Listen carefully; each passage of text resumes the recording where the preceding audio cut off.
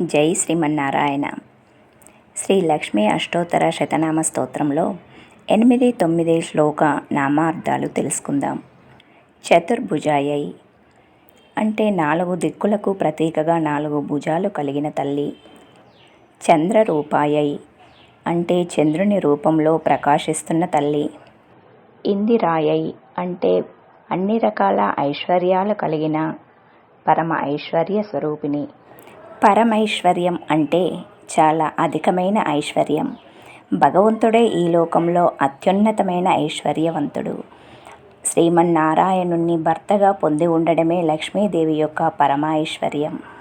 ఇందు శీతలాయై అంటే లక్ష్మీదేవి తన భక్తులను చల్లని చూపుతో అనుగ్రహిస్తుంది.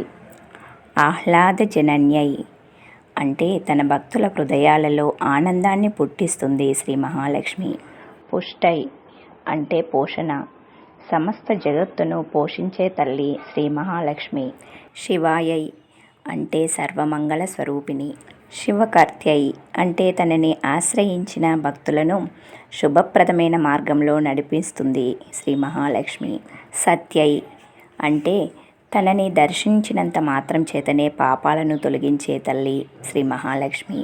విమలాయై అంటే ఎటువంటి కల్మషాలు లేనిది శ్రీ మహాలక్ష్మి. విశ్వజనన్యై సమస్త విశ్వానికి లక్ష్మీదేవియే తల్లి. పుష్టి అంటే అందరికీ జ్ఞానం కలిగించే తల్లి శ్రీ మహాలక్ష్మి.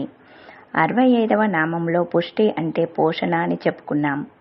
పుష్టి అంటే ఇంకో రకంగా జ్ఞాన వృద్ధి అనే అర్థం కూడా వస్తుంది.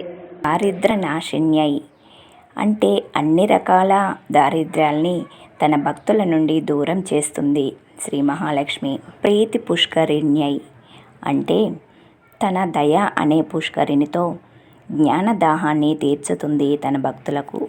శాంతాయై అంటే శాంతమైన స్వరూపిణి. శుక్ల మాల్యాంబరాధరాయై తెల్లని పూలమాలలు, తెల్లని వస్త్రాలను ధరించి ప్రకాశిస్తూ ఉంటుంది శ్రీ మహాలక్ష్మి. ప్రియాయై సకల సంపదల స్వరూపిణి.